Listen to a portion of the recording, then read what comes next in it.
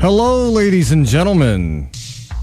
It is once again that time of the week where we sit down and dig through the BS, the smoke, the mirrors, the obfuscation, dig through all those fluff pieces to get to the real grit. This is the Hoodrat Strategist radio program, only on 89.1 WIDR Kalamazoo. And this is a political talk show, news, opinion, and occasional political strategy discussion program. And want to start off by saying, of course, the following thoughts, views, and opinions are not necessarily those of 89.1 FM, WIDR, Kalamazoo, or Western Michigan University. So let's start off by talking a little bit about a follow-up to last week's big story. We spent the better part of the hour last week discussing Charlottesville.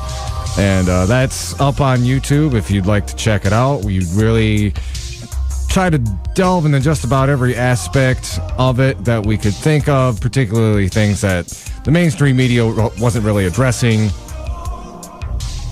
particularly the tactical use of Antifa, the systemic reasons behind white supremacy, what is drawing white supremacists into that particular movement. And hold on just a sec, because my co-host is outside, and I've got to go let him in. I will be right back.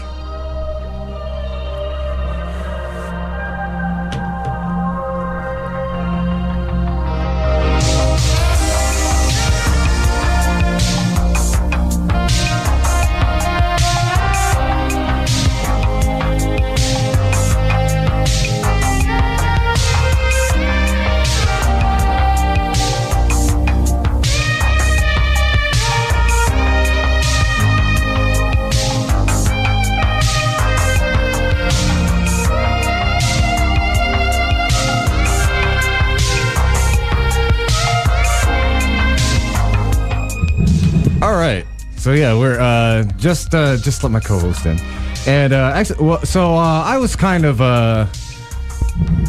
waiting for you guys to get here. I started talking about kind of following up on what happened in Charlottesville. Did you hear about what happened when they tried to do this in Boston? Oh yeah, way more people showed up than Nazis, and not a single violent confrontation between the two groups happened, and they canceled 36 other rallies of the like across the country because for some reason people who subscribe to these ideas of white supremacy and all the problems can be blamed on the immigrants, and for some reason they're afraid that their ideas won't be accepted or something.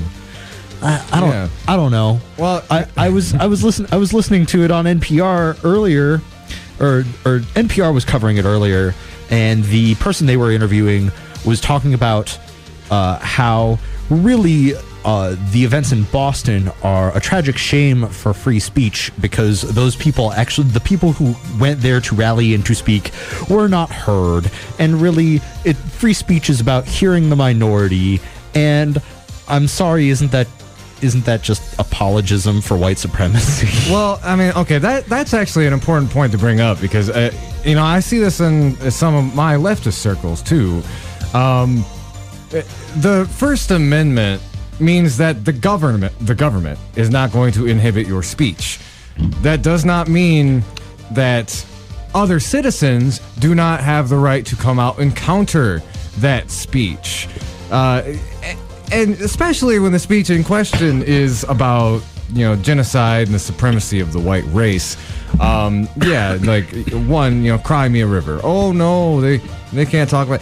And some people do say like, well, doesn't that set a bad precedent that people on the left could have unpopular speech? Yeah, and censored. Yeah, and if the left has unpopular speech to the point where.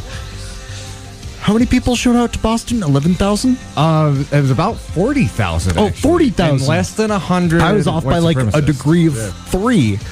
So yeah, like 40,000 people showed up in Boston to counter-protest these guys and made sure that the general public did not hear what they had to say because of the disparity between the numbers. Press weren't allowed anywhere near the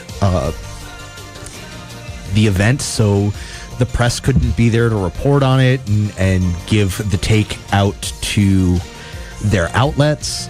The people who were there streamed a live video to Facebook from their iPhones.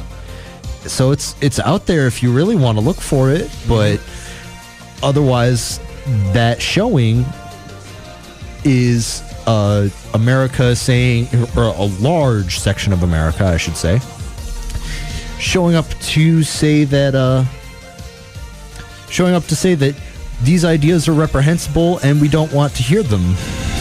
Yeah, and I'd like to mention too, like the fact that this led to the cancellation of 36 other satellite rallies for these neo-Nazis.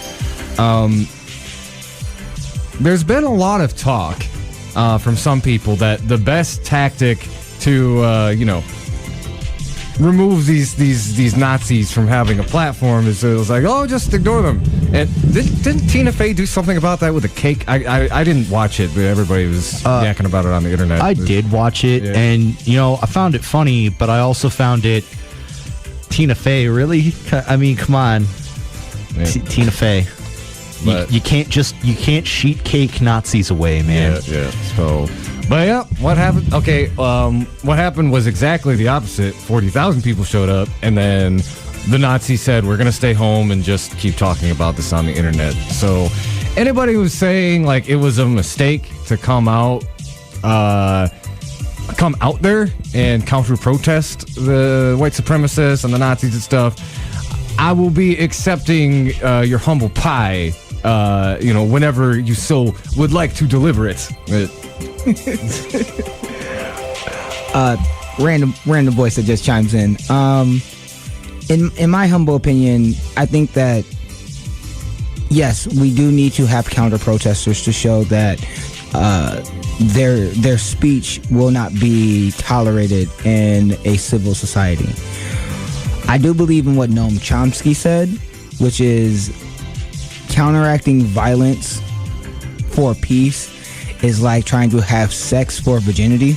Like I do think that violence in defense. If I'm doing it to defend myself, that's one thing. Offensive violence against the alt-right proves their point. You know what I'm saying? I feel that. It reinforces their narrative, which is counterproductive to what we want.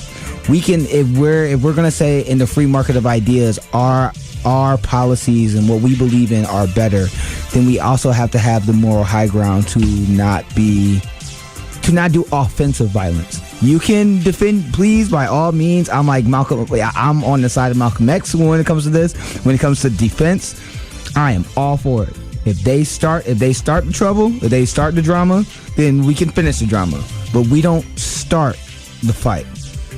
You know what I'm saying? Yeah. But absolutely, if you want to go and protest against them, do so. But also, you also have to remember, there's not a lot of them. It's like only 15% of the country. There was a march that was in Alabama, an alt-right march for a statue. Only 7 people showed up.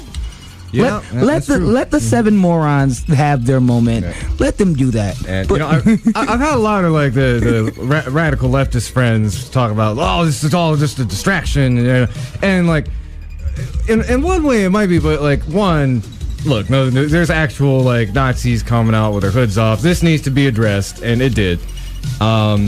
and like Charlottesville, that was some real, but I feel almost like after what happened in Boston now, it's like, okay, awesome.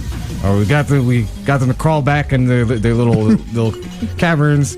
Bannon's going back to Breitbart. It's like, can we start punching Wall Street bankers now? Remember, everyone, when you ask yourself, what would Jesus do? Going into a bank, flipping over a table, and whipping the bankers is not outside the realm of possibility. Not outside the realm. He did not whip the banker. Okay, he didn't. He whipped the cows and the money that the banker. He whipped what they were using for profit. He did not whip. Okay, yeah. He flipped some tables. He did flip some. Disrupting. Okay, I'll rephrase. Yeah. Being a disruptive presence to those who keep wealth is not outside the realm of possibility. Yeah. I'm still reeling. It's been almost 2 weeks, and honestly, like, I'm glad that we're starting to move past the whole Charlottesville conversation. Starting to. And when I say starting to, I mean I'm still having to explain to people that anti-fascists and Nazis aren't actually the same thing. Oh, man. But, I mean, let's move on. Well, at least we'll be out there with Comrade Mitt. So. All right, there's one thing. It goes to why when I shared on my Facebook the donkey of the day from Charlemagne from the Breakfast Club, you had two white 16-year-olds go to Howard University, and they were wearing Trump hats. They were wearing Make America Great Again hats, and they were making Trump paraphernalia. Oh, and they were shocked and chagrined when people at Howard University at a HBCU did not like what they were wearing. Okay, let's be clear. You have a right to say what you want. You have a right, unless you have a right to say what you want, but it cannot be violence towards another person. You have a right to support who you want. In America, you have that right. You do not have a right to be liked. You do not have a right to not be criticized for your said views. And if you are going to put them in a public space, you will be criticized in that public space. And trust us, as progressives and leftists, we know what that means. Oh yeah. If you want to put that out there, then please be able to handle the blowback that you get from it. And I say that because I say a lot of risky stuff on Facebook all the time. I put myself out there a lot, so I have to be able to articulate why I'm putting these things out there in the world, and it has to go both ways. You can't be a snowflake and say, I'm for free speech, this is my right, and then cry about people criticizing you. Criticizing and disagreeing with you. If someone calls you out on some stuff that you said and they think that is BS and you don't have an accurate way of defending it except saying that they're hurting your feelings, then you probably have a bad argument. All right, so why don't we move on? I was wondering, did you guys want to talk about, so you sent me this video last night about Jordan Sheraton, and this is a really alarming study that he's talking about. I have the clip here. Should we kind of play the good chunky bits and then go into some discussion about it? Oh yeah, because a lot of this also affects Michigan. This is what he's about to talk. What Jordan Sheridan's been talking about. If you do not know, he's a reporter from the Young Turks. He's an investigative reporter. He has done amazing work. He's the person who took down Donna Brazile when Donna Brazile was passing questions to the Hillary Clinton campaign during the primary debates. He was there at Standing Rock when the mainstream media was pushing a bunch of lies. I actually stood next to him one day, but I was too tired and cold to really start a conversation. Like Jordan Sheridan and the TYT politics, the investigative reporters of TYT, they are on their job. They do amazing work. He has this study that he read, and it's about the drinking water in America. When we joke about how America is a third world country with smartphones, goes into more detail. You should definitely look it up on YouTube. But yeah, please, if you can play some of it, yeah.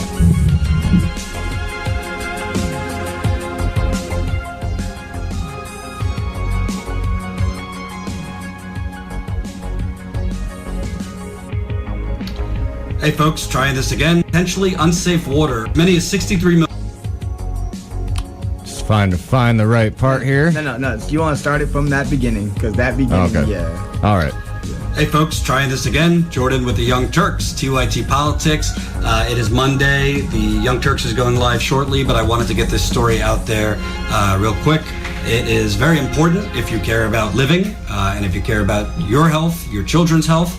The corporate media is not reporting on this. There's a new study that basically says nearly a fifth of the country, from rural central California all the way to New York City, have been exposed to unsafe drinking water over the last decade. This is as many as 63 million people. So again, as many as 63 million people are being exposed to unsafe drinking water in the United States of America, and this is not banner news on CNN, MSNBC, the New York Times, the Associated Press, nothing. So if you care about your health, if you care about your children's health, I pay attention. So I'm going to read this to you. As many as 63 million people, nearly a fifth of the country, from rural central California to the boroughs of New York City, were exposed to potentially unsafe water more than once during the past decade, according to a News 21 investigation of 680,000 water quality and monitoring violations from the Environmental Protection Agency. The findings highlight how 6 decades of industrial dumping, farming pollution, and water plant and distribution pipe deterioration have taken a toll on local water systems. Those found to have problems cleaning their water typically took more than 2 years to fix these issues, with some only recently resolving decades-old violations of EPA standards and others still delivering tainted water, according to data from the agency's Safe Drinking Water Information System. Many local water treatment plants, especially those in small, poor, and minority communities, can't afford the equipment necessary to filter out contaminants. Those can include arsenic found naturally in rock, chemicals from factories, and nitrates and fecal matter from farming. In addition, much of the country's aging distribution pipes delivering the water to millions of people are susceptible to lead contamination, leaks, breaks, and bacterial growth. Experts warn contamination in water could lead to cancer, gastrointestinal diseases, and developmental delays in children.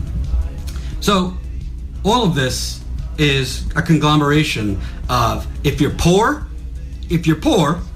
or you're a minority, it's very, very likely that you are drinking contaminated water, whether it's through lead, whether it's through arsenic, whether it's through fecal matter, whether it's through old pipes. A whole mix of issues has caused contamination in as many as 63 million people's water over the last decade. Again, we got like 330 million people in the country. 63 million, that's a fifth of the country. And it's not getting any better. They're not changing these pipes. They are not updating these water treatment plants. And they are not doing much in terms of, there are pesticides and all these sludge and oil and lead and arsenic and all sorts of things that get into people's drinking water. Now, in some cities, they're even having like chemicals from laundry detergent suddenly seeping into people's water. And this is not getting... All right, I think I'm going to stop it there, but, oh, man, there's a lot to unpack from that. And, where I would kind of just start by saying is, Flint, as much as that was a flashpoint crisis, and just think of the fact of the matter, Flint was a major national news story, and they still don't have clean drinking water. What Jordan was just talking about, that's probably not going to get fixed anytime soon. Mr. Big Orange Goomba promised that he was going to focus on infrastructure. I'm going to spend the most on infrastructure. The most. You believe it? I'll Unbelievable. get the best deals with the best companies. Believe me. Yeah, mostly outsourcing. Well, he's actually done a lot of deals. It's actually like one of them was like Saudi Arabia was going to be contracted to help with an element of our infrastructure. Wait a second. What about America First? Yeah. What about that? What about that? Okay, just. Do you remember when George Bush tried to sell our nation's borders to an Arab country? You remember that garbage? But anyway, but back to these levels of catastrophe. It's Brooklyn, Harlem, Jackson, Mississippi, Houston, Texas, East Chicago, Indiana. There's parts of Ohio where they're doing fracking. In Colorado, where the water's literally being put on fire because of fracking. And if you look online and type in lead in your state, lead levels in water in your state. I did this in Michigan. The lower half of Michigan is darn near bright red. Flint in that area is the most red, but like everything from at least Muskegon down is like, not even Muskegon, I would even say like Big Rapids down. Yeah. It's like is red. Like we have higher lead levels in our area, and a lot of it comes from the factories that are not really regulated, the regulations that are not really being enforced. Also on top of that, a lot of the buildings that are like on the north side in Kalamazoo or on the south side, a lot of them are over 70 years old. Yeah. And a lot of the pipes that go to them are over 70 years old. Yeah, it's worth mentioning that, here in Kalamazoo, our pipes are very old. I don't have an exact number, but wait, are you telling me the areas that are historically black/poor/have poor infrastructure are at risk of being poisoned by their own water? That is a... Did you mean that when people can't afford to just leave, that they're pretty much boned? Oh man. I mean, poison water doesn't really, as one of the water protectors in Flint once said, it's easy for people to say to sell your house. Poison water doesn't really help the upsell value of your house. That's not a good way that a realtor can help you sell your house. Well, I mean, that just says something towards, class privilege, because, if something like that happens where you live, it's like, oh, honey, let's just move. We're probably not going to get much from the house, but, and, not to say it's only going to be, white people with ascots who are going to have that kind of privilege, but there's a certain economic line where it is impossible for you to move and get out of places, and that is what is, more insidious than anything else.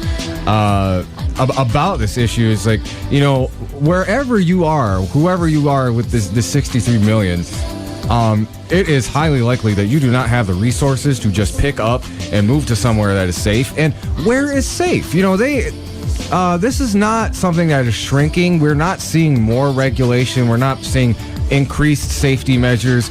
We're seeing that cracked right open. I mean, we were just mentioned, Standing Rock, and the Dakota Access Pipeline has already leaked and contaminated water in several places. Four times that we know of. That we know of. The other thing is, if you want to talk about safe, they say that? They said that pipeline was safe, right? It was state of the art. Wait, it was state of the art. It wasn't going to leak. Mm-hmm. It wasn't going to leak at all, ever. No, they had it down. Mm-hmm. They had it down, guys. We should have just trusted them from the beginning. Yeah. Right? And to answer your other question about safe, I can tell you where lead contamination is not happening in Michigan. It's not happening in Traverse City. No, it's not happening in Bloomingdale. It's not happening. I'm in Sterling Heights. Right. You know what I'm saying? It's not happening in places where the governor of Michigan stays. Mm-hmm. And a lot of these senators in Michigan states. It's not happening there, but it is happening where a lot of their constituents have to live and raise children in. That you have higher lead levels than most places, and it goes back to what Jordan was talking about. 1/5 of the country doesn't have safe drinking water.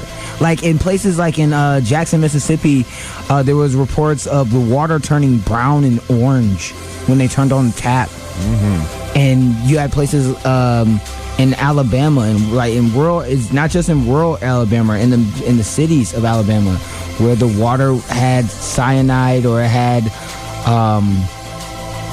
what's the other thing? Are you talking about are you talking about Indiana, East Chicago? I wasn't talking about Indiana. I was talking about in Jackson, Mississippi. There was chloroform.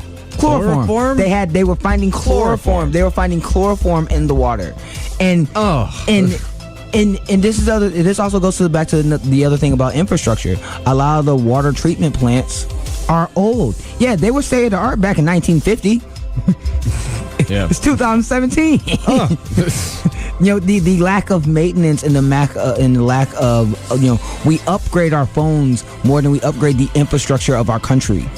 Oh yeah, and like that is something that, I mean, that when you talk about that from a socioeconomic standpoint, and I would recommend anybody who hasn't read No Is Not Enough. It's Naomi Klein's latest book, but she really talks about kind of what nobody says about, say, the Trump administration's stance on climate change or environmental stewardship, is that, yeah, there are within the administration, there's people who they debate whether climate change actually exists or not. So like, Ivanka and Rex Tillerson and Mattis, they're like, oh no, climate change is a thing, and Trump thinks it's like a Chinese plot, probably invented by unicorns or something ridiculous like that.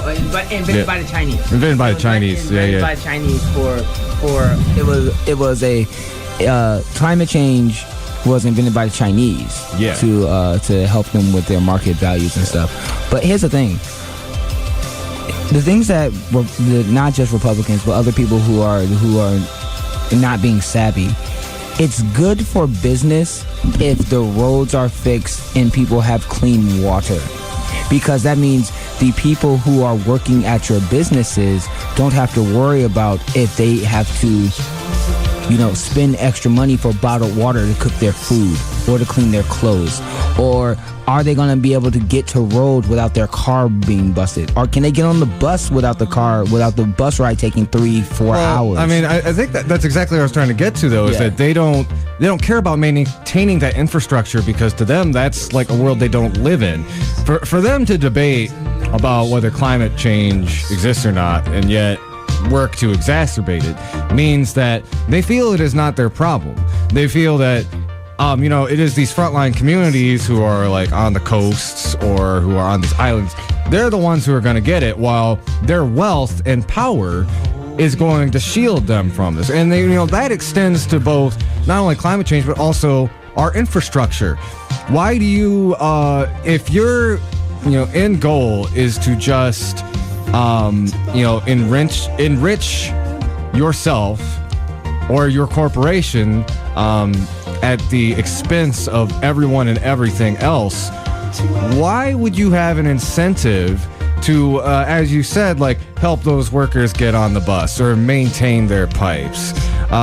There's a certain the oligarchic nature of our country, and white colonization, furthermore, has always subsisted on this idea of mistreating the poorer classes. But I think we're at a very unique point where I have never seen the ruling class be so downright sociopathic, where they don't even like, it's like they don't even care about maintaining the sheep because they're just gonna build robot sheep.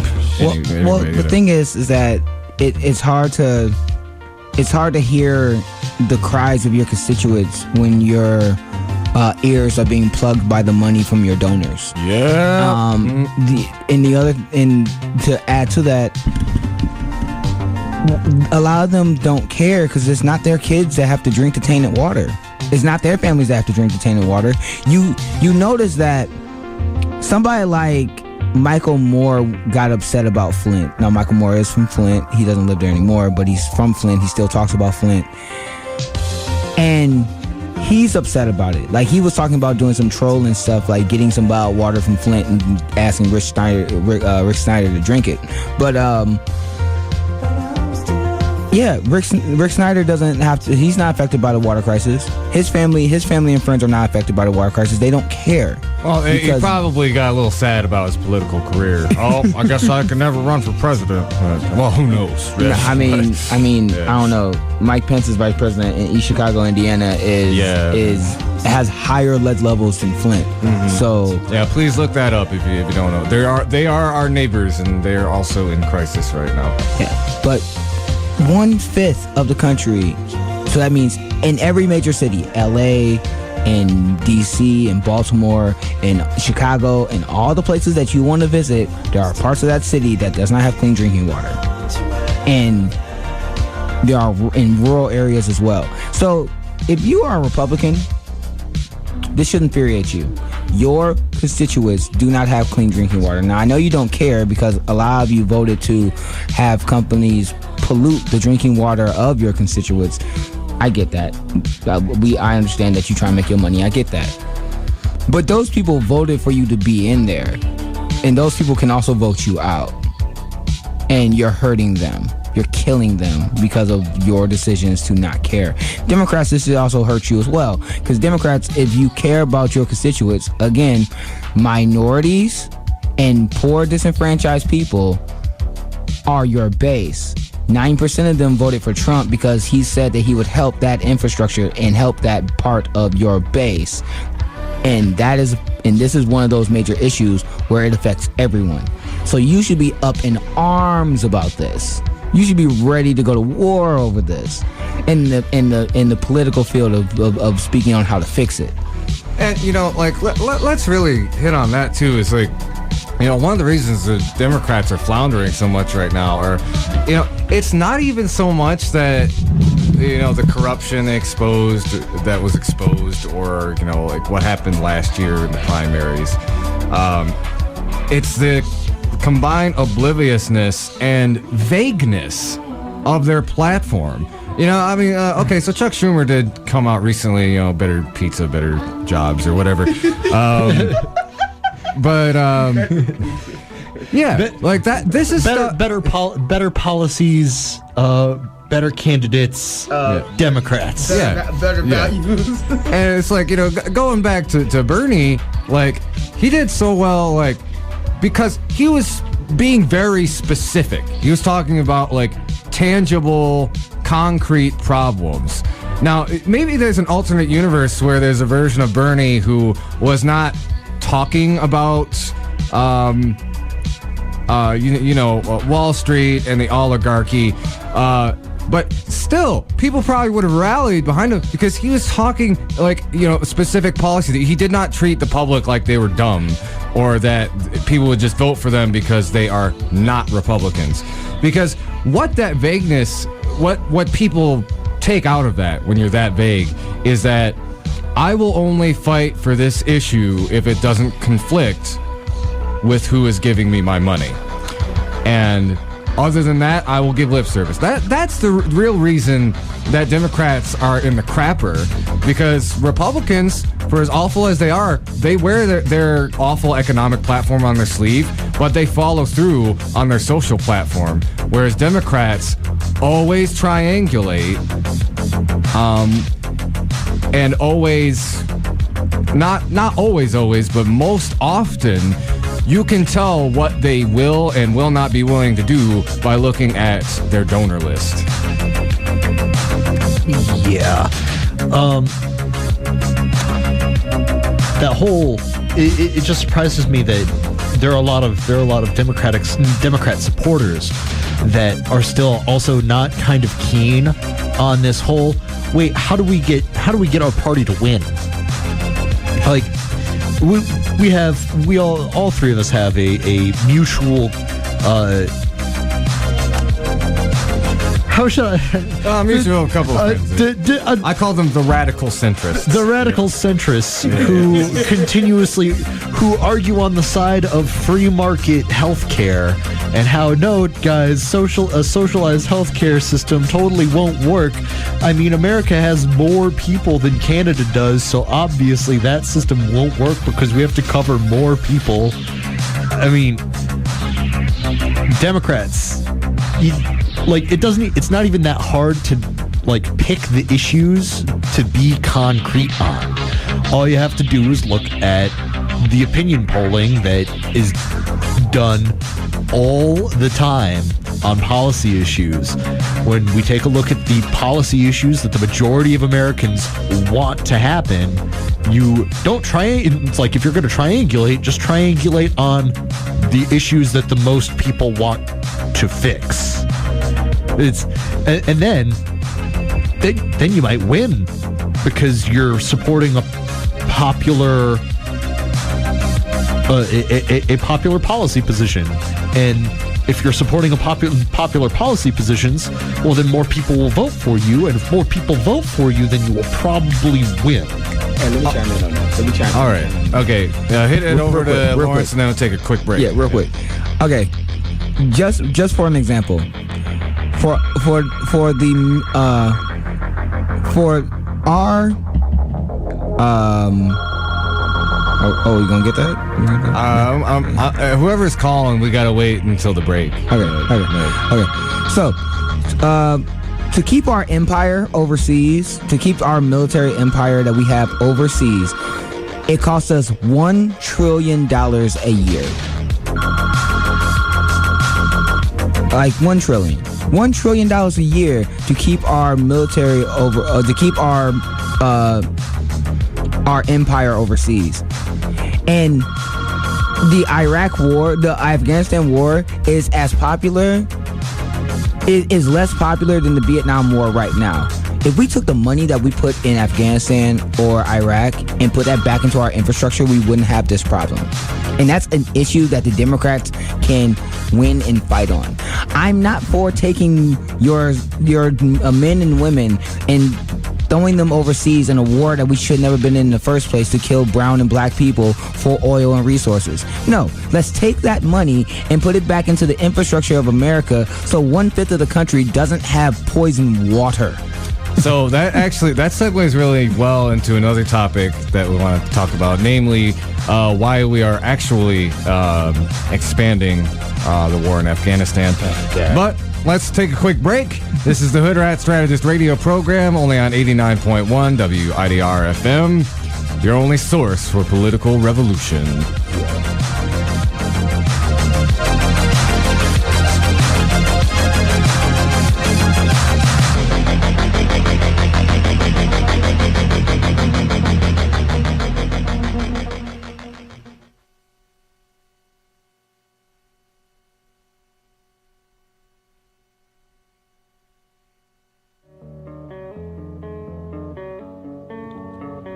It may not be apparent, but hunger is a rather prominent issue amongst the student body of Western. The Invisible Need Project is a multifaceted initiative that's aimed to help struggling students. Every 2 weeks, generous people donate their food to the pantry located in the Fawn Student Service buildings or other drop-off locations. All you need to do is grab a reusable bag and grab whatever food you need to help sustain yourself. If anyone's unsure when their next meal will be, or if you have a little extra food you'd be willing to donate, the food pantry is your place. If you're looking to help donate, become a volunteer, or just learn more, call 269-387-4742 or email dosa-inp@wmich.edu for details.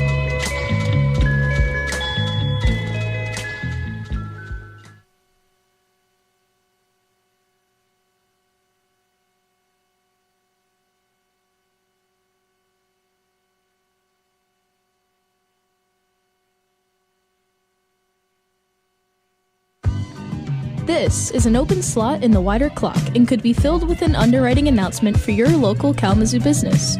For more information, please visit widerfm.org and head to the support page.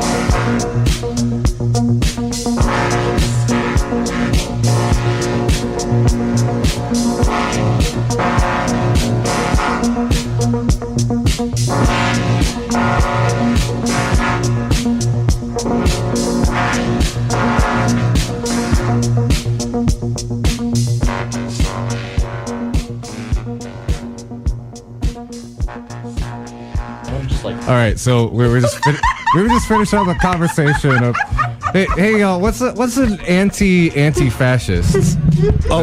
Anti-fascists are fascists. Wait. What? Yeah, So wait, no. people Anti-fascists are the real fascists. Didn't you know that? Oh, wait. You knew that, right? Anti-fascists are the real fascists. So wait, if you're anti-fascist, what? I mean, if you can't, inherently you'd cancel those two anti-antis out. Wait. So the anti-fascists are the real fascists. Yeah. Okay. All right. That's like being to steal a line from Robin Williams. That's like being a kosher pig farmer. Like you know what I'm saying? Like what? Hold on. Oh, man. You're against the group that's anti-fascism. So that means you're for fascism, right? Yeah. I think that's what that means. Anyway, back to our regularly scheduled talk about the American Empire. Right. Yeah. So, okay. So if y'all heard, Trump, despite his instincts, and lo and behold, I'm utterly shocked.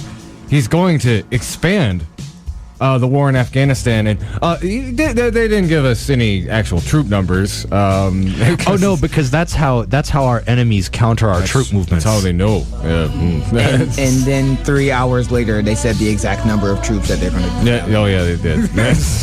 3 hours later, like on a SpongeBob episode. 3 hours later. So let's give a little context to this, though, because what is the official reasoning that they're putting out for this? Is that we've got to really take down the Taliban. Pulling out only made them stronger, and we gotta be in there, and against my own instincts, we gotta just put more troops in, and they didn't say anything about ending the war. That's it. I'm putting together a soundboard on my laptop so I can bring it in every week, because honestly, what this portion right here, right now needs is the clip of Donald J. Trump saying radical Islamic terrorism. That's the reason they're using to expand the war in Iraq. Or not Iraq, in Afghanistan. I'm sorry, we have 7 of them. I get them confused. Oh, it's all right. That's quite all right. Wait. For context, let's keep it real. Our last president also expanded the war in Afghanistan. Yes. Our last president said that he was going to pull out of Afghanistan. And our current president at that time said, I agree with President Obama. We should get out of Afghanistan. Why are we still there? He actually said that on Twitter in between 2010 and 2013. Yeah. He said, yes, we need to get out of Afghanistan. Afghanistan's a waste. We're not winning with Afghanistan. And he was for us getting out of it. Now he is for us being in it because of his cabinet. I saw this meme, and it was basically comparing Obama 2007 with Trump 2016, and then again like a year later, and it was very much like they're almost the same phrasing down to it when they're talking about why they need to stay in Afghanistan. And a Trump family member is plagiarizing Obama.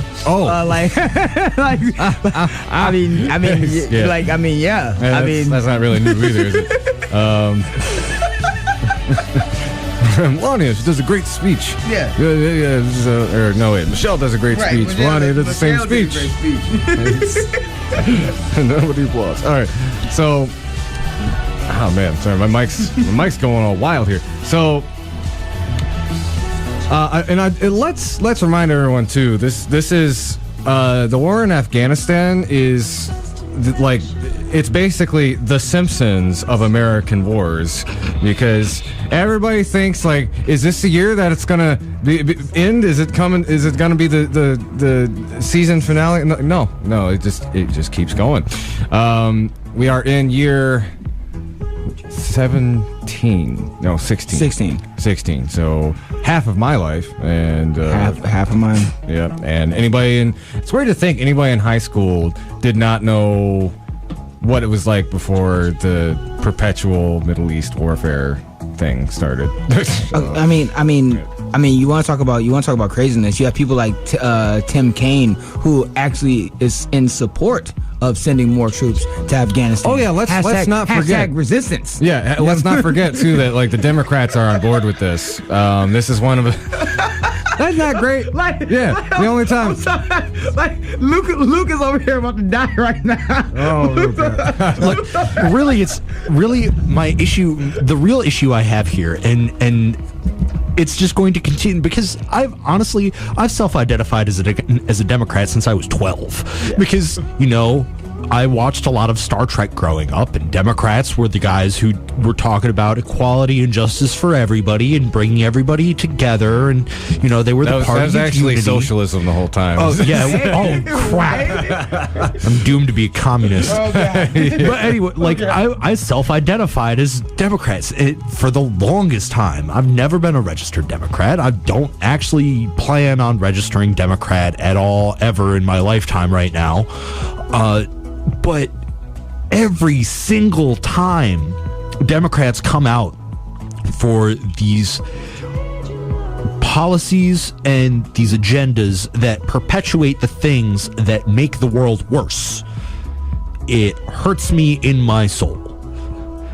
Like, it wounds me deeply for the modern Democratic Party to continue making the same mistakes they made back in 2000 when the wars in Afghanistan and in Iraq were launched. But then again, I suppose I should say that I shouldn't be super surprised since, when they launched the war in Iraq and Afghanistan the first time, Hillary Clinton is out there saying we should look at it as a business opportunity. Oh, okay. So that segues really well into. Right. By the way, talking about business opportunities. So let's talk a little bit about the real reason we're expanding the war in Afghanistan. This is from a New York Times article. U.S. identifies vast mineral riches in Afghanistan. This is back in June. They discovered nearly $1 trillion in untapped mineral deposits. Now, far beyond any previously known reserves and enough to fundamentally alter the Afghan economy and perhaps the Afghan war itself, according to senior American officials. Previously unknown deposits, including huge veins of iron, copper, cobalt, gold, and critical industrial metals like lithium, are so big and include so many minerals that are essential to modern industry that Afghanistan could eventually be transformed into one of the most important mining centers in the world. An internal Pentagon memo stated that Afghanistan could become the Saudi Arabia of lithium. Now that's a key raw material in like everything cell phone we batteries use. and everything we use. So that's the thing. Lithium is the engine on which our smartphone, our third world country with smartphones is built on. So if we need those lithium batteries, otherwise people won't have smartphones. They realize they're drinking poisoned water, and that's no good because then people might start complaining. This was discovered fairly recently by some Pentagon officials and American geologists. I just have one question. Yeah. Sid Meier, your real world civilization simulation, you're not supposed to patch it in the middle. Mm-hmm. You're not supposed to patch the map in the middle of a game. Yeah. I mean, come on. It changed.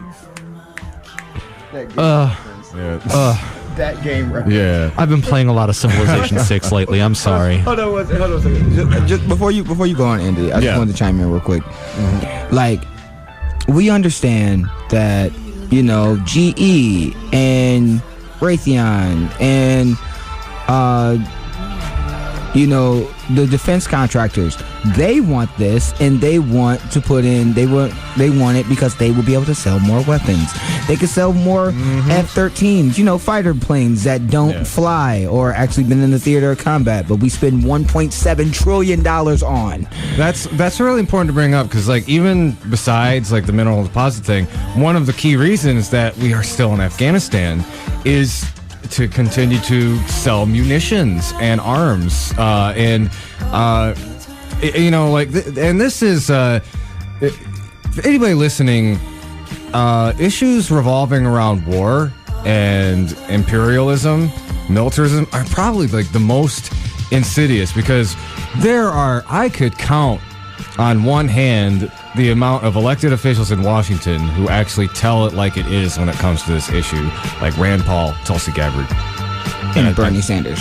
That's about sometimes Bernie Sanders, but even Bernie, he'll pull back a little bit and he won't be full-throated about it. I mean, definitely Bernie more than most. You have those three, and you have Ro Khanna, but Ro Khanna's just got in. Oh, that's true. Yeah, and you have Ro Khanna who just got in, but also to add to that, okay. So if you don't remember, during the election, we need to go over there and take the oil. We need to go over there. We're just going to go over there and take it. That was what our current buffoon in chief wanted to do, and The resistance is supposed to resist dumb ideas like this. I mean, the reason why people in Yemen and in the other areas that the other 7 countries that we're having conflict in do not like America is because not only are we arming the people who are bombing them and killing them, then we are trying to regulate and take their resources from their land. So if I went into your house and you were my next door neighbor and I just took the food out your refrigerator and just started smacking around your kids and wife and told you can't do anything about it because I have more guns than you do, how would you feel about it? How would you feel about it? Yeah. It's not that hard, man.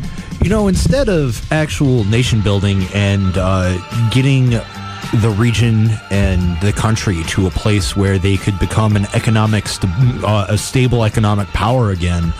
No, let's just exploit the area for our corporate oligarchs even more and continue to, perpetuate a state of terror and confusion in the Middle East, because it doesn't actually affect us over here across the sea.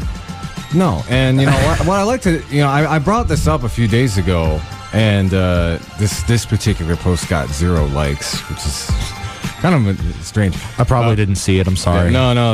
I just think it's funny how when I talk about war, it doesn't really get noticed a lot. So anyway. The resistance has a blind spot when it comes to imperialism. It really does, because, and what people need to understand is there is a direct link between our actions overseas and we're talking about over here stopping fascism. Well, what happens when our drones, missiles, hit innocent people? When we go to invade these countries, which the only real difference is because that article out from New York Times was from 2010. They were talking about this during the Obama administration. Trump is just dumb enough to be out in the open with it. It's oh yeah, they got stuff, they got batteries, let's go get those batteries, they're not stupid. They know why America is there, and that is a recruiting vehicle for groups like ISIS. We are helping fuel fascism abroad through the foreign policy that we allow to happen. And not only that, but the actions of our own military, it's a form of, what Chris Hedges called inverted totalitarianism, where the corporate state makes sure that, the people who live inside America are comfortable enough that they don't question their own oppression, nor the more overt oppression that we carry out in the name of our country overseas in countries like Afghanistan. I mean, it goes back to manufacturing consent. The mainstream media does this a lot. When you have when you have reporters and commentators on CNN talking about how beautiful our missiles are and reciting poetry. Leonard Cohen, who I think would be happy about that. Reciting poetry on about bombs that will blow up and kill people. Like we take the theater of war and we forget that war. That when we say theater of war, we forget that the theater may be fake, but the war is not. The war is real. It kills people. And the fact that Donald Trump has escalated on drone strikes, and he's actually done more drone strikes than our last president within his first year, and he's killed more civilians than our last president in his entire 8 years. I think he surpassed it, a week ago, about how many civilians he's killed. Like, don't get me wrong. President Obama killed a 16-year-old American citizen with his drone strikes. Within the first month of President Trump's administration, he killed an 8-year-old girl. 8-year-old American girl.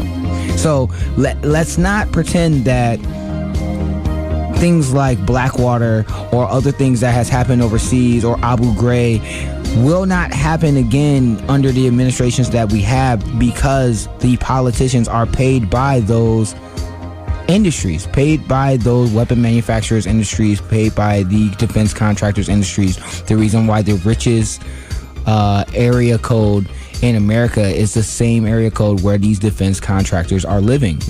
And it's because they are getting kickbacks from the government, and then they are paying those politicians to do these things, to not speak out.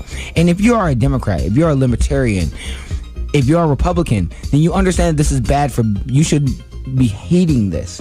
One, it's bad for business. We spend $1 trillion a year, $1 trillion a year to maintain our empire. And, there's a lot of economists who are finally saying, like, that's... we are going to burn ourselves out with this focus on the military, and there will come a point within the next 10 to 15 years where we will no longer be able to sustain kind of the military empire we currently have, just because, like, we will be that far. There was actually a report by the Pentagon that said the American empire is receding. And their prescriptions are not too cheerful. They talk about increasing the surveillance state, among other things.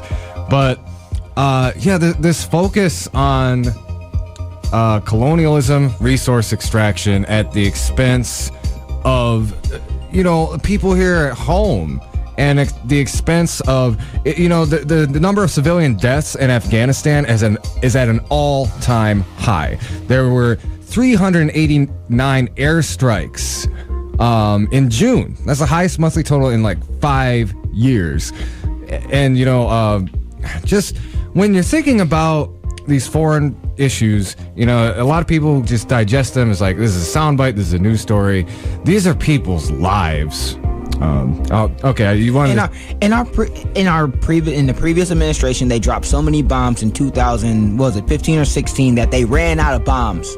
They did. They literally ran out of bombs to drop on brown and black people. Well, obviously they ran out. How else are you going to put in an order for more? Yeah.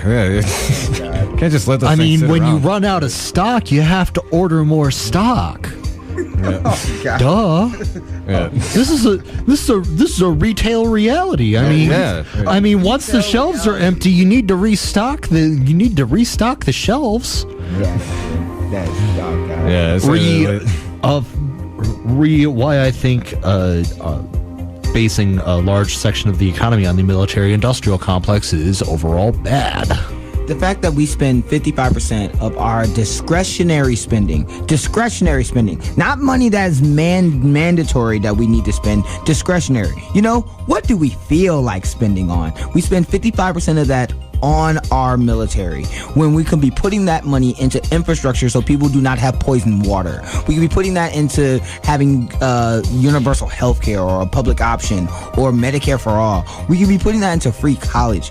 They took away the American dream from Americans so they could kill other people overseas, so they could take their resources, so that as consumers we have manufactured the consent of, okay, this is okay because it's happening to other people, but I can still buy this iPhone if I save up my money, if I save up my check for next 2 weeks, 2-3 weeks. Like, no, this is garbage. Overall, that is all garbage. Mm-hmm. And, let's be risk.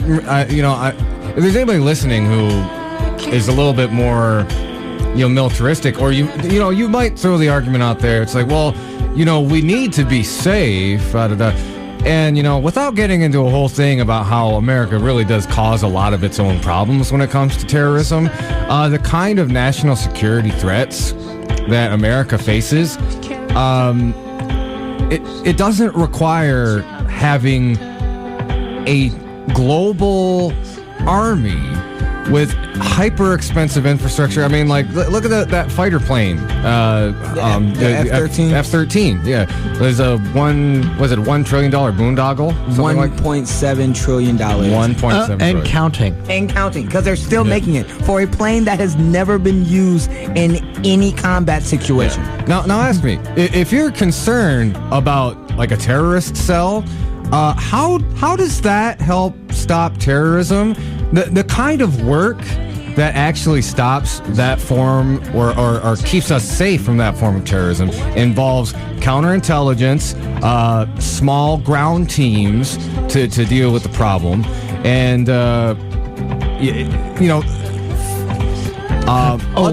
outreach to the community.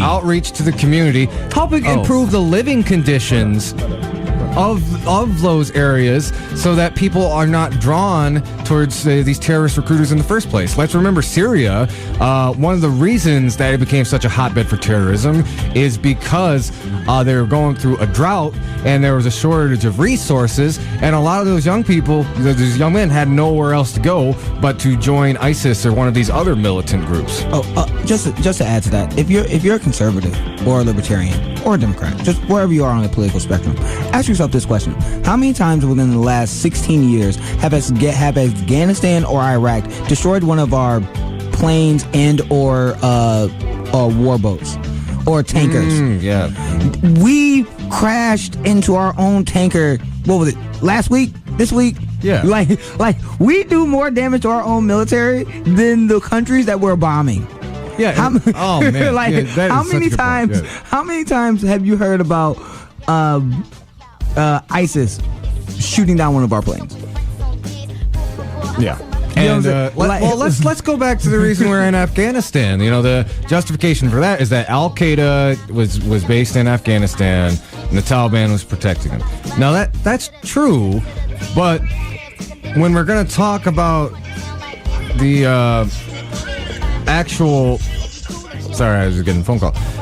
When we're talking about the actual hijackers who flew those planes into the World Trade Center on 9/11, most of them were from, where were they from? Saudi Arabia. So why didn't we ever invade Saudi Arabia?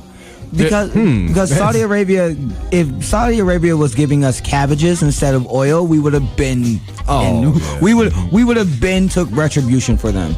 But at the same time, it's the reason why President Obama, when citizens of America wanted to sue Saudi Arabia because of them harboring the terrorists for 9/11, he went against it because he said that means other countries could sue America for what we did overseas, and we've been doing interventions and stuff since the 1960s.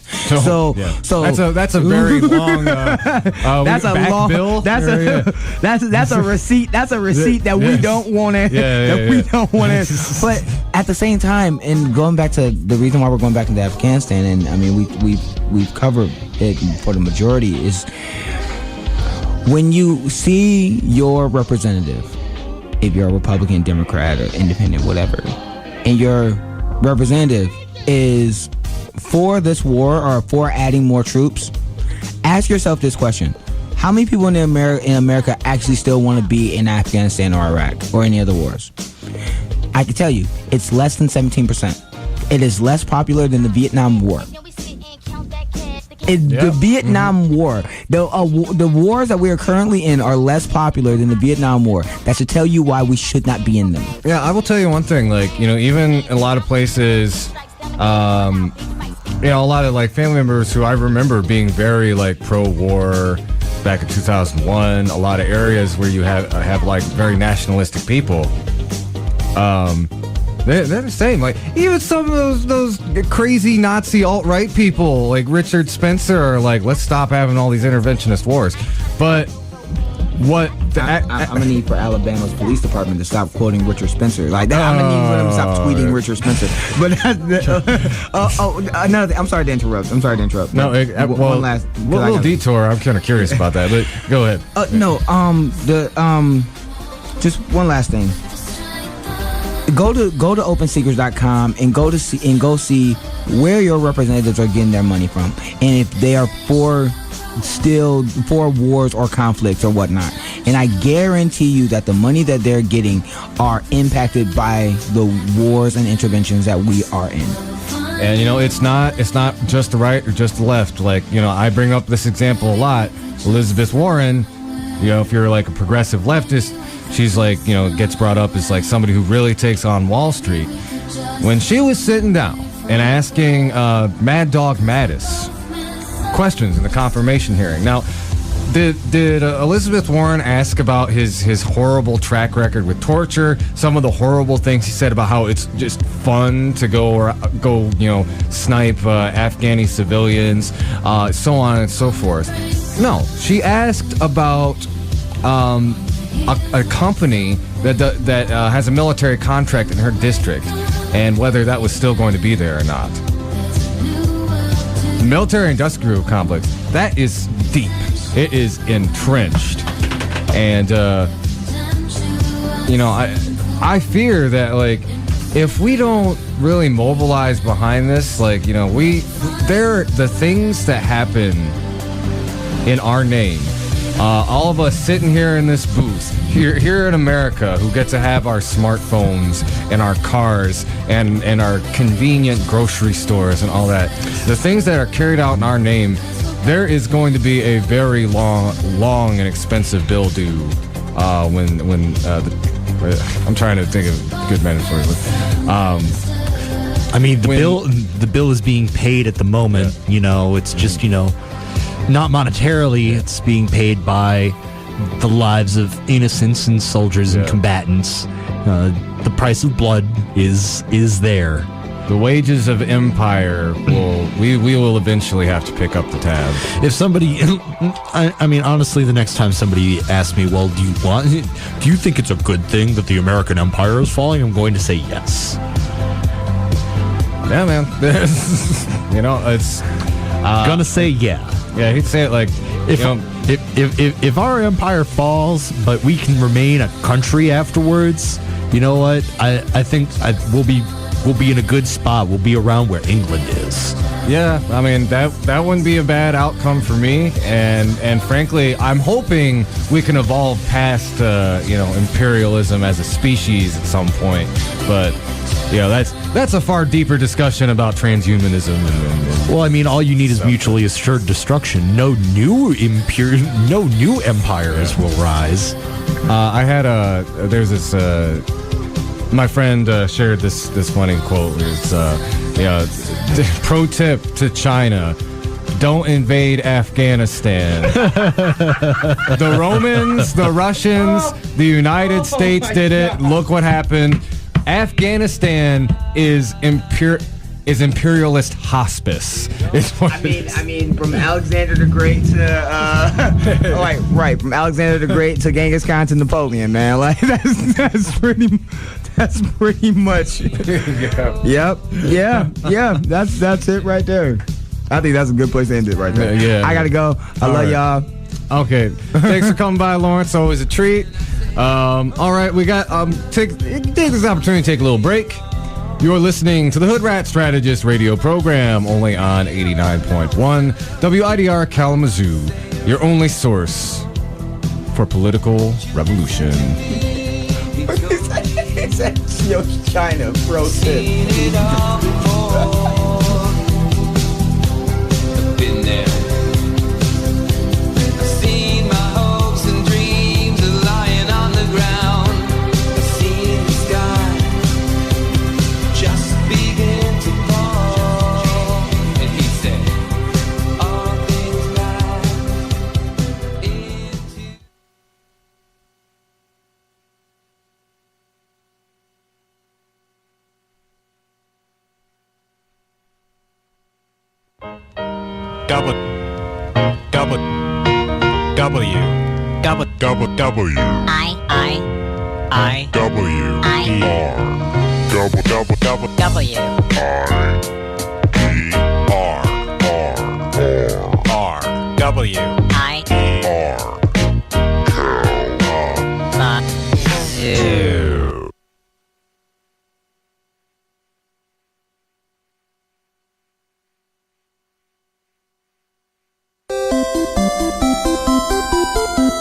WIDER is proud to be supported by Pedal Bicycle. Pedal Bicycle has 2 locations on 611 West Michigan Ave and 185 Romans Road. More information can be found at pedalbicycle.com.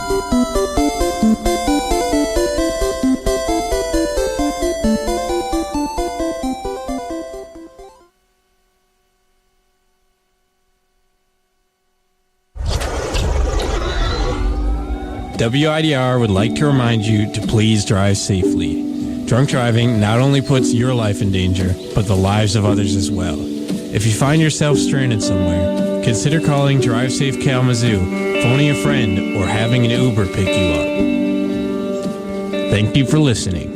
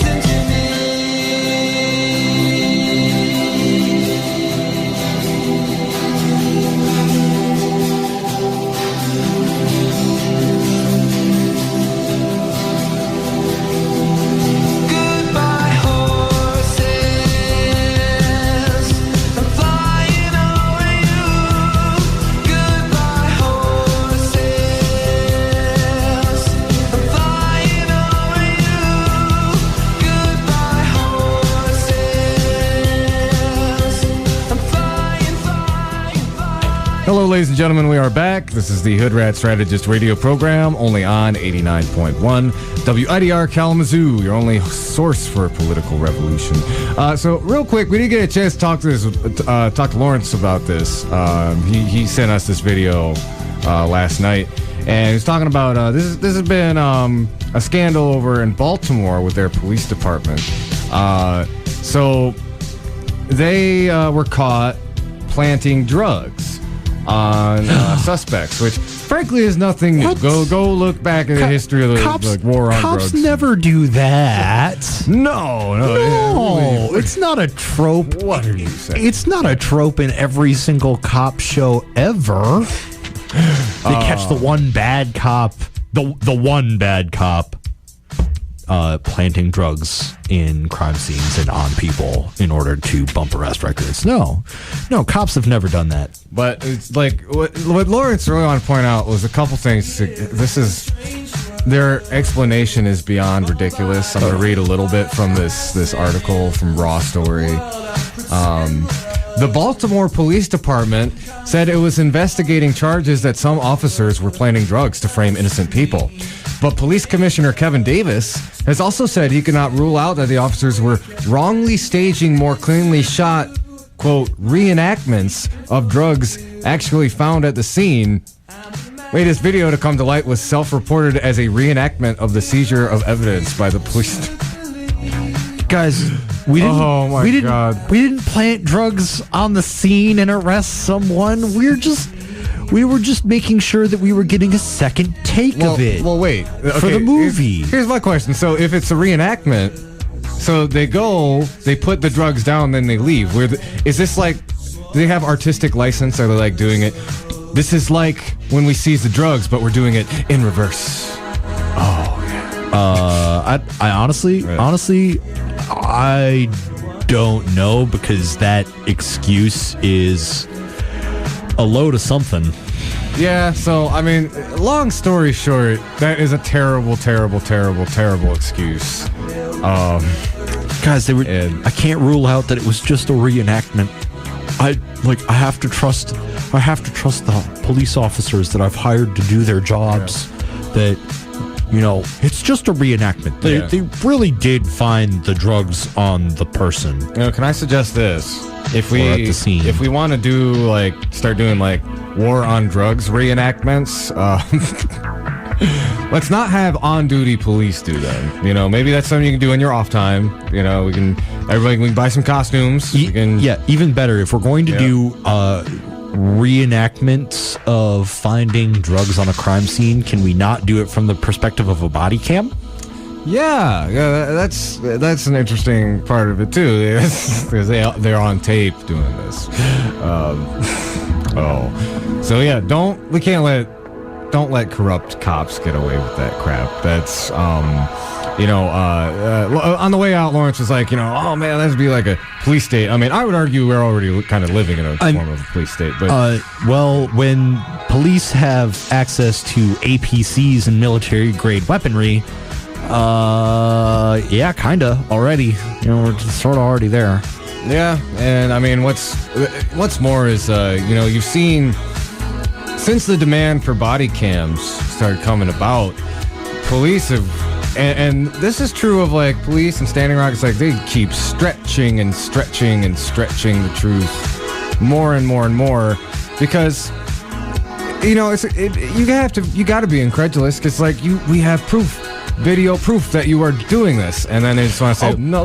It's not video proof of me doing it. I found it, and my camera was working up or was acting up, and it wasn't working properly. So when it did finally turn on, I had to go back and re-record everything for records. And dude, you got caught planting drugs at a scene that you made an arrest at. And the biggest thing, the actual big takeaway from this is that these videos and these incidents of people catching police illegally planting drugs at crime scenes in order to make arrests has busted open at least 100 additional cases.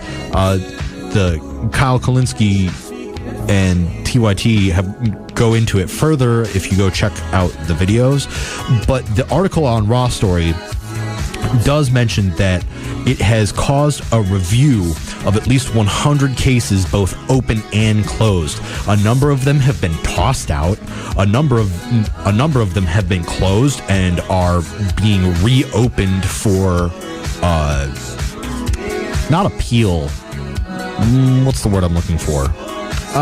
Re-examination. Yeah. And it's calling into question a number of active cases that are going on in the area right now.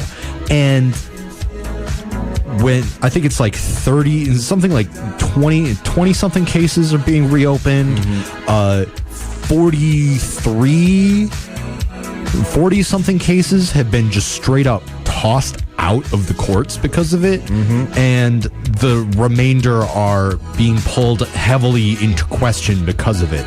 And to those listeners who might have a soft spot for cops, my soft spot is definitely more firm than some people's, but I still consider policing to be an important part of community protection. Just the white person in me talking. But when cops do things like this in order to either bump their numbers or make themselves look better, it hurts the community overall, because now the community trusts the police to do their job less. They trust cops less. They trust cops to tell the truth less. And cops, you gotta come out and you you have to expose these guys yourselves. You gotta be strong and speak up for what is right at all times, really. I was always raised as a kid to believe that to be a policeman or a policewoman, an officer of the law, you needed to have a high standard of a high personal standard that you help spread to the community by being an example to the people in that community. And when our police forces across the nation continuously show themselves to not be examples of what it is and what it means to be a good citizen. Yeah, so I'm gonna read real quick from this kind of like, this is just like my stance on policing. This is from the Selitsky Walker Socialist Party USA platform. We call for the ultimate replacement of the police with community residents trained in conflict resolution who live in and serve the community under community control. Which, that's really just kind of like the most radical and extension of the idea of community policing. It's definitely the most radical take on it. But what I wanted to kind of say from there is like, yeah, regardless of like, look, you can either be as far left as that, just kind of where I'm at, or you'd walk around with like a Blue Lives Matter shirt, and maybe we can have a discussion about why that's problematic. But if wherever you stand on police as an institution, letting stuff like this slide is unacceptable, because it's basically saying, cops can basically say, do the police say the police equivalent of, the dog ate my homework and get away with it. So, again, you love the police. You think we should abolish the police wherever you're at. I think we could all agree. No, you should not let the police have such flimsy excuses, and particularly like how much they get away with this when it comes to people of color, non-white people. The very dynamic with, like, you saw it play out recently. If you compare like one of the deaths of an innocent black person with Justine Diamond, bless all the victims, but not to mention that victims of like illegally planted drugs from police are more likely to be people of color and people of minority status and immigrants. Like, let's take, like, when we take a look at the history of behavior between police and those communities and how those communities do with police, we can, like, you can see the damage that these things do. Straight up. Mm-hmm. Oh yeah. And if you're a Blue Lives Matter person, it still damages your community when cops do scummy stuff like this.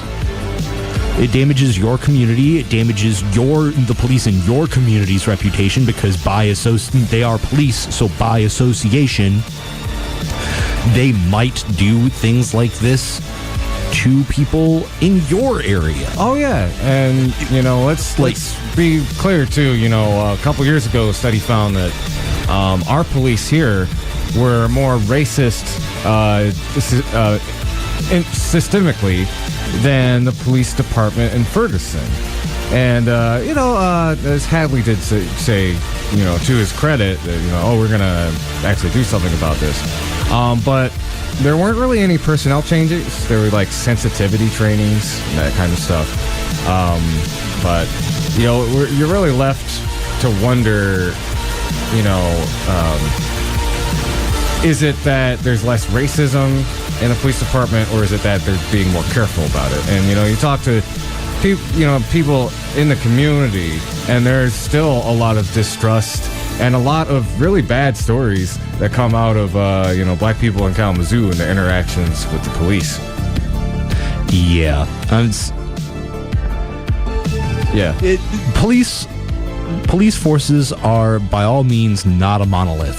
However, the stereotypes that get spread nationally about police apply to every single police department.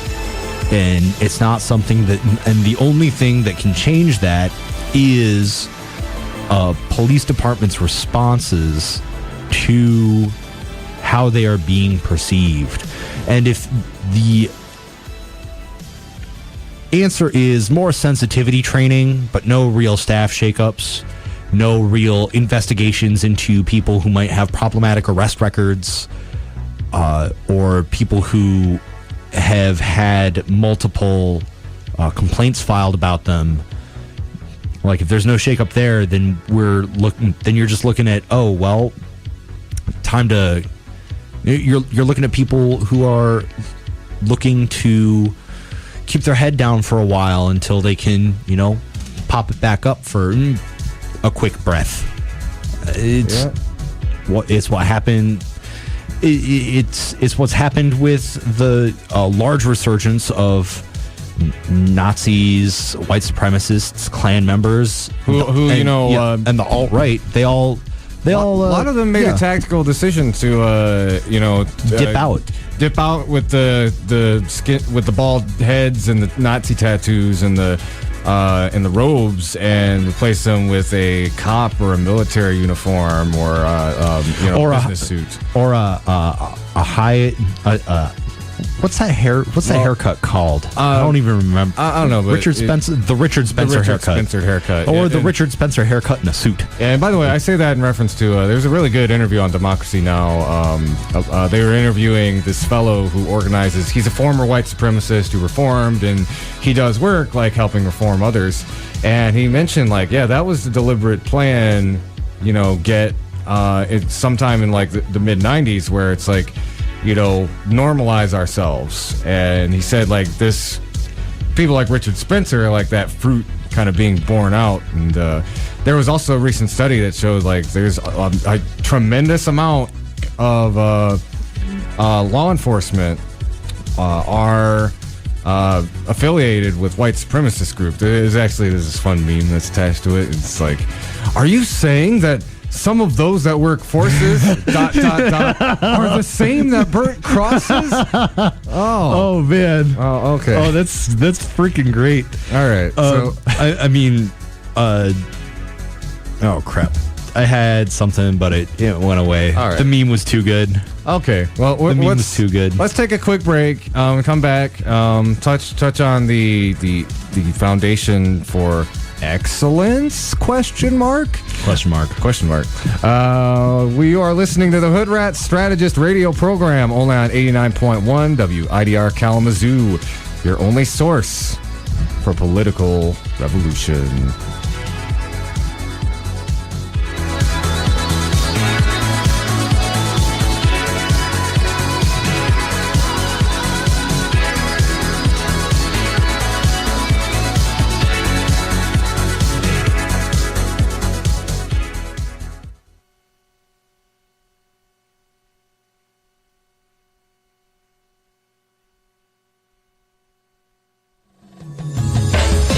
Alvan Humane Society is a non-for-profit, no-kill animal shelter that has been serving Allegan, Van Buren, and surrounding areas for almost 50 years. They are hosting their Cares Fund Drive and are over halfway to their $500,000 goal. Alvan can currently house around 30 dogs and 100 cats. Money raised from the Cares campaign will go to build a new shelter, which will expand this capacity by 20%. Alvan Humane Society has 20 dogs and 40 cats that are microchipped, spayed and neutered, and fully vaccinated, ready for adoption right now. To adopt a pet, donate to the Cares Fund Drive, or find out more, feel free to visit them on the web at www.al-van.org.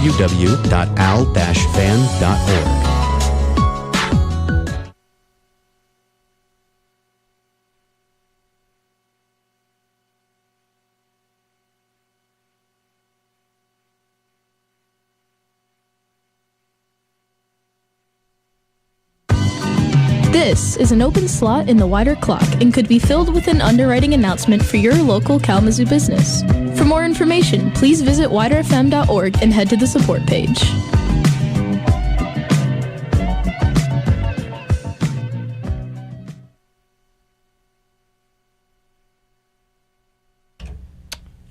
Ladies and gentlemen, we are back. You are listening to the Hoodrat Strategist radio program, only on 89.1 WIDR Kalamazoo. So, Luke, actually, can you do me a favor? I've got to call Igor. Now, you had a statistic you wanted to drop, and I was wondering if you maybe had a few thoughts about that. I mean, it's less of a statistic and more of a headline, but I haven't looked in. I saw it earlier today on my way home on my quick break it at home from work and the station.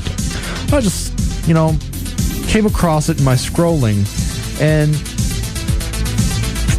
I skimmed through the article. That headline mentions that 1 in 10 Americans think it is acceptable to hold neo-Nazi views or neo-fascistic political stances.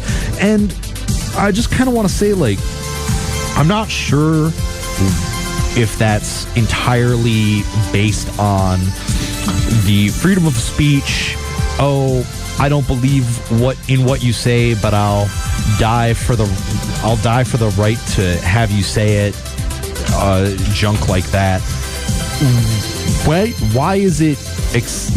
My question to these people who think it is acceptable to hold these views: why is it acceptable to you that they hold those views? Is it because those views don't actually directly impact you as they speak it today?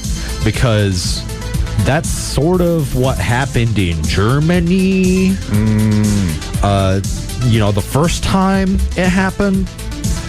I'm not trying to draw historical parallels. I am. Yeah. I mean, that's the intolerance paradox, which the tolerance of intolerance. Yeah. In which we should not tolerate intolerance. And it's not to say that people who hold these views don't have the right to hold them. It is that people find the people who hold those views acceptable to society as a whole, as a functioning part of the thing that they are also a part of. They think it is acceptable for them to believe that other subsections of the whole community, of the whole society, should be cut out because of their race or their genetic makeup. I don't know. The fact that it's 1 in 10, again, and I'm not saying this as, believe me, this is a hard stat. I saw it as a headline. I haven't looked into it at all. But that number by itself is kind of alarming. And people, and actually kind of shows that the acceptance of white supremacy is still alive and well in America, because I'm sure the majority of the people asked that are white. So let's jump into our next topic. This is some pretty big news, and if you are a follower of the activist scene, social justice scene here in Kalamazoo, this has been an issue for the better part of a year. Kalamazoo Foundation for Excellence. I talked about it a lot on this show, and I'll give you all the cliff notes. And actually, I'm just going to read from a Facebook post that I made the other day. But just to give you a little bit of context, this is a $70 million donation from 2 wealthy donors, Bill Parfett and Bill Johnston. The idea is that instead of a income tax, which would have proportionately taxed wealthier individuals and commuting non-residents as well, which really a lot more fair considering we have a large segment of people who travel into the city for work. We decided to do this Excellence Foundation Well, actually, we, the citizens, didn't get to decide that. This was decided by the city commission and created behind closed doors by Southwest Michigan First, which is Bill Johnson's business advocacy group, without any citizen input and very minimal input from the commission. Commissioners were individually briefed very sparsely, kind of depended on whether you were down with the foundation or not. Matt Milzarek and Shannon Sykes were particularly singled out because they were concerned that, this is a very unprecedented model. We're talking about privatizing the city's budget, essentially. And, a lot of the proponents of it highlighted as, it's a gift, and, we should not be looking a gift horse in the mouth. Well, let's take a look inside that mouth. Now, I just mentioned Bill Johnston and how his group really exercised the leverage of forcing this through. The commission was actually working on that income tax, and they had an anti-tax campaign ready to go right out the gate. Everything was ready to go as soon as this was out. There was some very misleading, promotional materials given to the public. It's almost like how Trump does his poll, how am I doing? Great, okay, good. It was like, how much do you like this foundation? What do you like the most about it? What are you gonna do with your extra $300 a year? All I can think of is the scene from Gravity Falls where Mabel throws a note at a boy in a gift shop of her great uncle's Curiosities tourist trap stop that says, "Will you date me?" Yes, very yes. And a shot back to Mabel that's where she says, "I rigged it." Yeah. And, by the way, that $300, that was in reference to okay, here's one of the areas of suspicion. First thing they're doing with this foundation is a property tax cut for the city, which essentially, okay, Luke, do you own property? No. I don't either, so I ain't gonna be seeing anything out of this. And my mom does, but right. I mean, at the same time, I know that whatever property tax cut she's going to see is going to. She's renovating her house right now, so whatever she's going to receive in that tax cut is going to go straight back into renovating the house. It's not actually going to be. The average savings is going to be $300 a year. This reminds me of you remember the Bush years where they did all of those tax cuts to the 1%, but they were like, hey, poor people, here's $400 back in your taxes, and cool, a month's rent every year. Yeah, I can fix my car, pay some back bills, or buy a new TV. Fix my car? You mean maintain my car to the point where it still runs? Yeah. So, well, what does a property tax do for the wealthy residents of Kalamazoo? Oh, they will save millions. I mean, we're talking about they're going to save so much money by doing this that through an income tax, they would have actually had to, to quote Mr. Sanders, pay their fair share of taxes. But no, now they get a tax cut and this philanthropic option, which, again, there's still concerns to me that they're going to have inordinate leverage over the city. Here's a couple reasons why. One, the commission voted down a ban on restricted gifts, and what that means is that it was originally thought that the donors would have no ability to say where their money would go. It's just, this is our money, it's the de facto city budget. The Imagine Kalamazoo program is going to determine the aspirational programs, and the commission is going to do their typical job of figuring out how to use the money for the city budget. Now the donors will have the ability to say, I would like my money allocated for this program or this program. And the argument that Vice Mayor Cooney made, it's it'll have to be specifically for one of three things.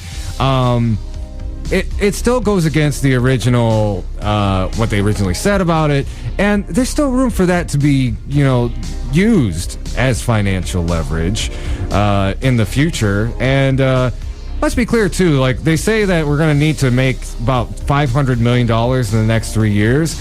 I've talked to a lot of the commissioners, and Matt Milzarek said publicly, given all of the new aspirational programs, staff that's going to need to be hired on, it's closer to $675 million.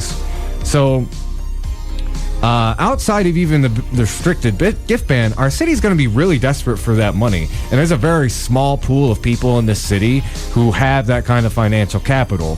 So don't tell me that like there's no chance that behind closed doors there aren't going to be some hands shaken and some things said in order to, fund that budget. I mean, Kalamazoo has been the lucky recipient of a lot of philanthropy from the donor class. I am just going to straight up call them donor class because that's what they are. Kalamazoo has been like the Kalamazoo Promise is honestly is a great program. Mm-hmm. Like I can definitely say I would not have any college education right now without it. Western has a new Health and Human Services building because of philanthropy. Philanthropy can do good. Kalamazoo has seen a lot of it and seen a lot of investment from the donor class into that philanthropy. But when we are seeing more and more of these big dollar improvement agendas for the town, for our city, paid by one or two specific people, it means, or a very small subsection of people, it means that those people are going to have more of it, are going to have a weighted say in how that money is going to be spent. Yeah, and I think Shannon said it herself, was like one of the reasons she asked, like, why couldn't you just give it to us in the form of taxes? And they was like, well, we'd like have a little bit more say about how our money gets into that.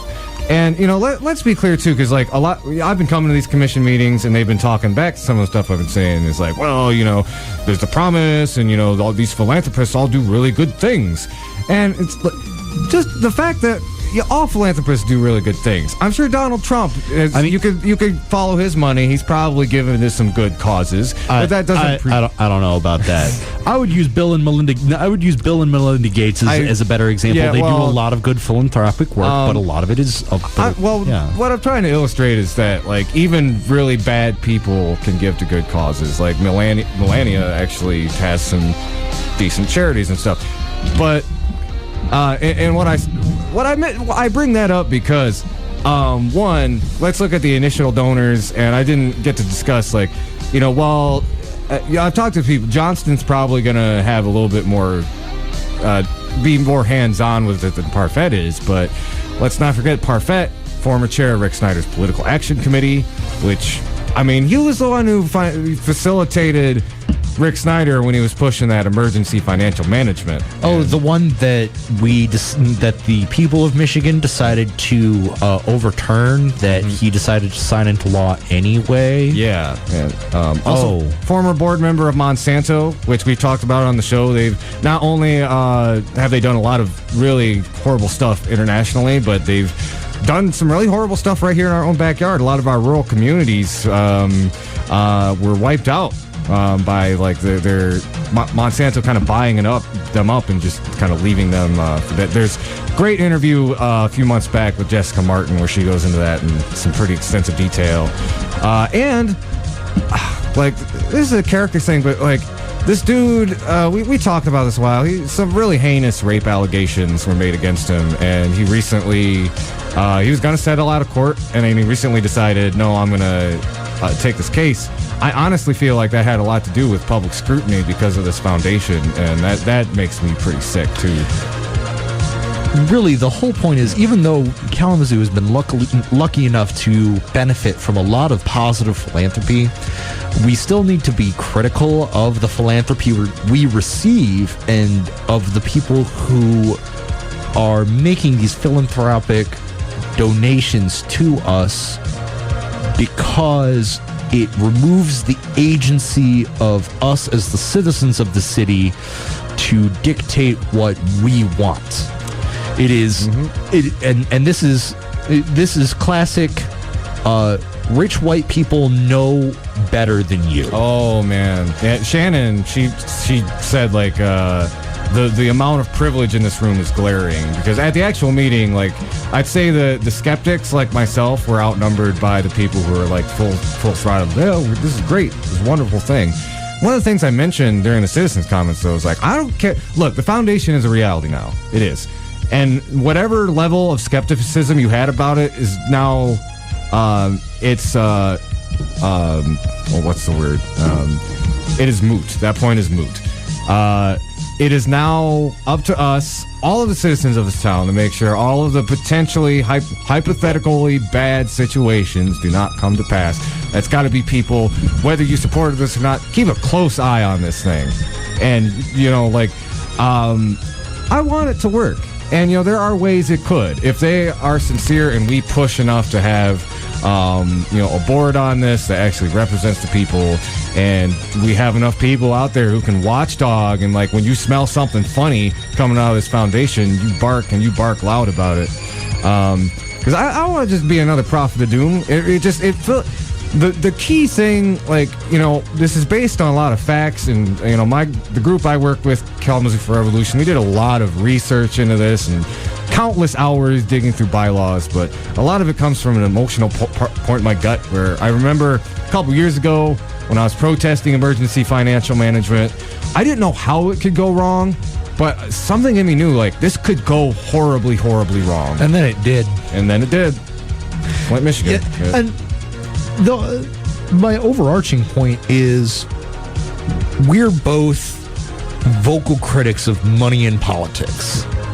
And philanthropy is really just another form of money as politics. If money in politics is about controlling legislation, philanthropy can be considered money as bolstering support of that legislation, or supporting a bedrock that will help legislation that is being funded by the donor class grow.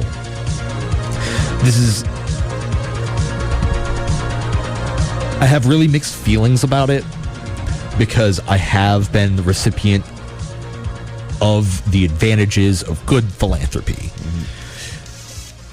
I think there's a distinction. Yeah, and yet, you know, yeah, and it's just one of those things. Like, rich people are coming into our town and giving us a bunch of money, and then saying and going with the stipulation that they need to have a say in how it's spent. It's not a gift, and because it's not a gift, we have to be critical of it. We do, and you know that. You know, that's really the only thing that worries me is, you know, the more it gets pushed that we should just trust the process. It's like, we don't need to trust it. We need to make sure and vigorously. I don't want to have to trust the process. I want to be able, it's like trusting the process isn't enough. You need to also be able to trust the people who are in the process. And we need to make sure that it is what it says it is. They say it's going to be citizen controlled. Well, then that's what it needs to be. Luke, if you mind, I think I'm going to play one of the citizens' comments pieces from that night, and I will be posting that. You can find this at City of Kalamazoo's YouTube page, Kalamazoo City Commission meeting, August 21st, 2017. I also did want to mention MLive did a very by the way, the press, I was really impressed with how MLive Kalamazoo Gazette covered this story, because they really hit up both sides, and they gave the dissenters a very big platform. My group is quoted extensively. I myself am quoted extensively. So are people like Chris Wamoff, who is kind of running again. He's running for mayor in November on a platform that is critical of the foundation and the dangerous hypotheticals of it. But I wanted to play this. This is somebody who wasn't really quoted in media, but he said some very important and unsaid, unspoken truth bombs. This is Chris Umba, who actually ran against Bobby Hopewell for mayor a couple of years ago.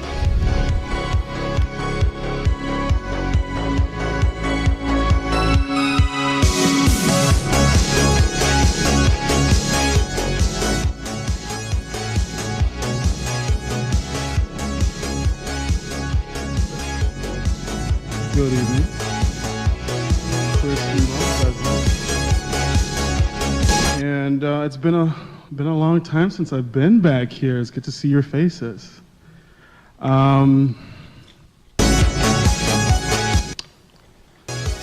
This is an interesting proposition. It creates a very dangerous precedent.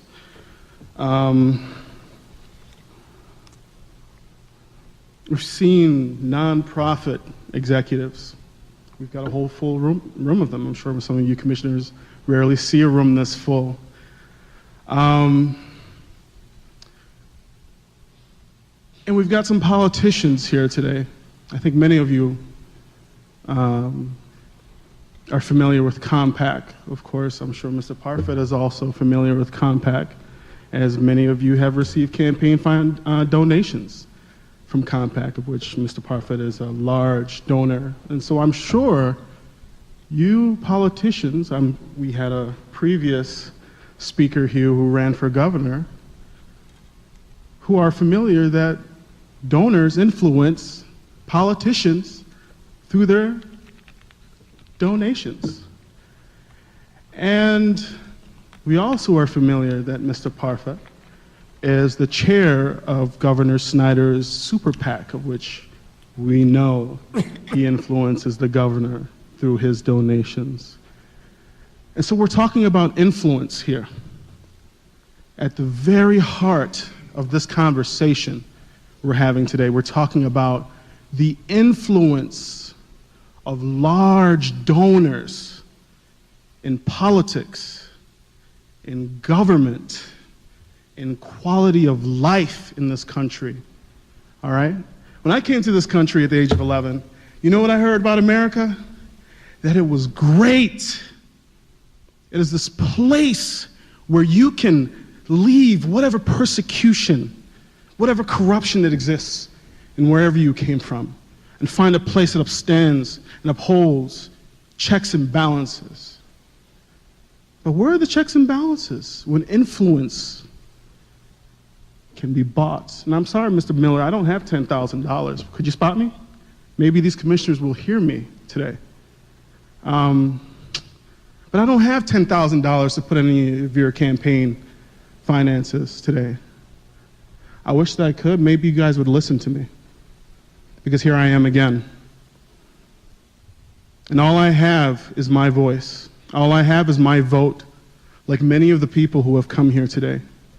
We don't have the money to influence you far beyond our voices and our votes, like Mr. Parfit here.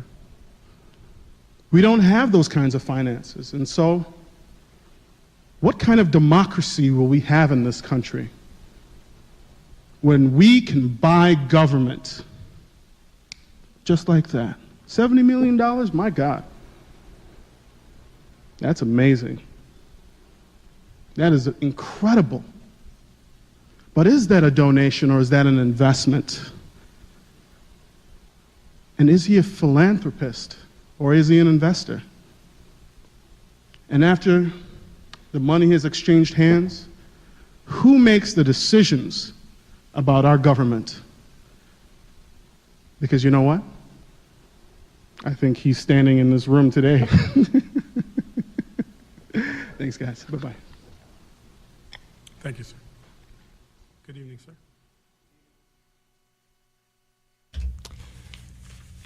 Yeah, so, Chris brought up something that I even haven't really talked about too much, which is the idea that, I actually was trying to find, some of the funds for, who has funded our commissioners over the years. And I'm going to be doing more research on that. I couldn't find it on the FEC pages, and maybe that just means I need to do some more digging, or it's not easily available online. But the loss of democracy is the most alarming part of this, and this is where the distrust comes from. There's an agitated old white dude who interrupted our rally on the steps of City Hall. And basically, stop complaining. You voted for this, and I didn't have to say anything. The rest of the rally's like, we didn't vote on this. We did not vote on this. The commission did, but no, but you voted on it by voting for the commission. Yeah. That's how you voted for it. Mm-hmm. And like Chris said, I did agree. I didn't completely disagree with Urban and Knott have both brought up some good points, but I've also heard that they might also be financially compromised in some way or another. So that's, in hindsight, that was the greatest injustice I think that it was built on. There was never that vote for an income tax. There was never an ideological battle that was brought to the ballot. And, it's in all likelihood, the income tax could have lost on the ballot. And people would have been like, I want my $300 a year. But to put a fine point on it, there should have been a vote on the ballot in November, as we're going to be voting for mayor and voting for the commissioners, on whether they want the income tax or this excellence foundation. Because I'm going to tell you one thing, that room might have been full of people who trusted the donors and wanted this foundation to go through. But I know so many working class people and poor people and smart people who they didn't come out because they were either too exhausted or too cynical. And thought, oh, city's getting bought.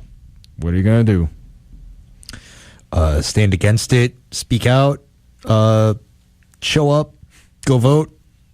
I don't know. There are a lot of things you can do.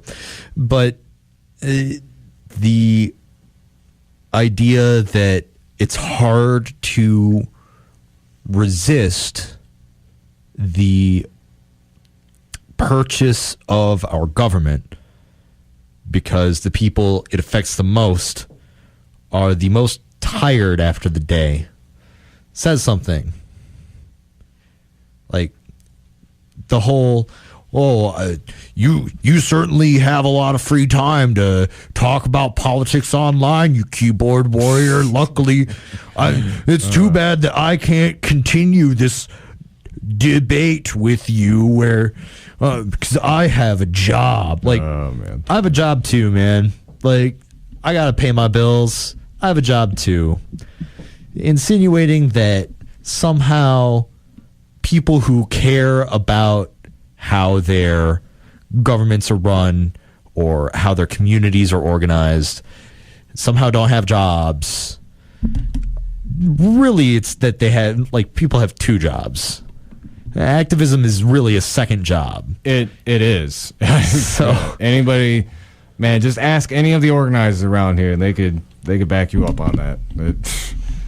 All right. Well, do you have any final thoughts, Luke? It's about 7:00. We didn't get around to the article that I posted, but really, I feel like we've beat that topic.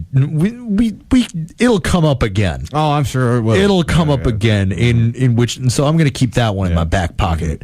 But if you would like to read it before we ever get around to it, it's a piece. It's an opinion piece published by The Guardian with the. Hold on, let me pull it up real quick. How the Republican how the Republican Party silently hold up. I got the Republican Party quietly does. How the Republican Party quietly does the bidding of white supremacists. It's an opinion piece by Russ Feingold. It's published by The Guardian. Honestly, it gets straight to the core of the issues that have been refired by Charlottesville. I can't say that they're new because they've existed for a long time. I believe it's a good read. If you'd like, I'm going to be referring to it again when the topic comes up. So if you would like, again, it is an opinion piece by Russ Feingold, published by The Guardian, called How the Republicans Quietly Do the Bidding of White Supremacists. All right. Well, thank you, Luke, and thank you all for listening. We're here every Wednesday from 5 to 7. This has been the Hoodrat Strategist radio program, only on 89.1 WIDR Kalamazoo, your only source for political revolution. And keep fighting.